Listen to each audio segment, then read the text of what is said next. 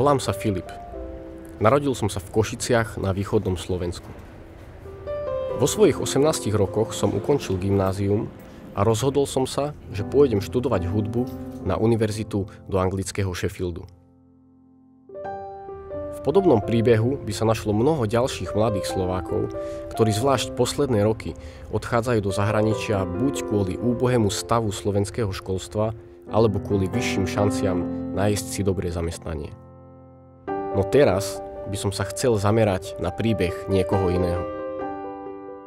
Na príbeh Hartmuta Tauca, ktorý je nielen tomu môjmu v mnohom podobný. Až na jeho záver.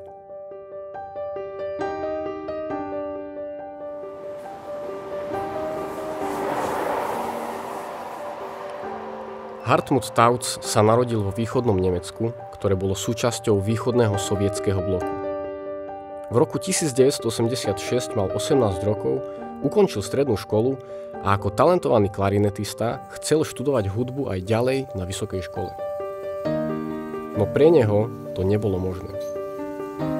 Nie kvôli nedostatku talentu alebo snahy, ale kvôli tomu, že mal zlý kádrový profil. Jeho príbuzní totiž žili v západnom Nemecku na druhej strane železnej opony.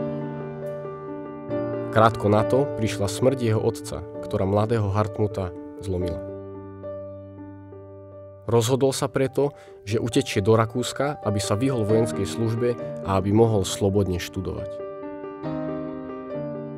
Vytipoval si, že najlepšie bude prejsť cez hraničný priechod v Bratislave. Bol 8. august 1986, 10 hodín večer. Hartmut prestrihol drôty na prísne stráženej štátnej hranici a rozbehol sa za slobodou a za snom o lepšom živote. No netušil, že prestrihnutím drôtov zalarmoval pohraničné stráže. Vojaci za ním okamžite pustili 2 nemecké ovčiaky, vycvičené na dolapenie a likvidáciu akéhokoľvek narušiteľa hranice. Hartmut bol už len 22 metrov pred rakúskou hranicou, keď ho vypustené psi dobehli a dotrhali.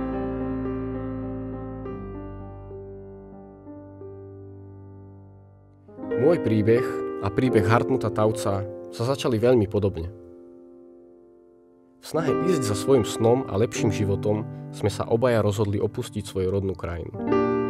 Ja môžem v tejto snahe slobodne prekročiť hranice a moje možnosti sú takmer neobmedzené. No Hartmut Tauc v tejto snahe položil svoj život.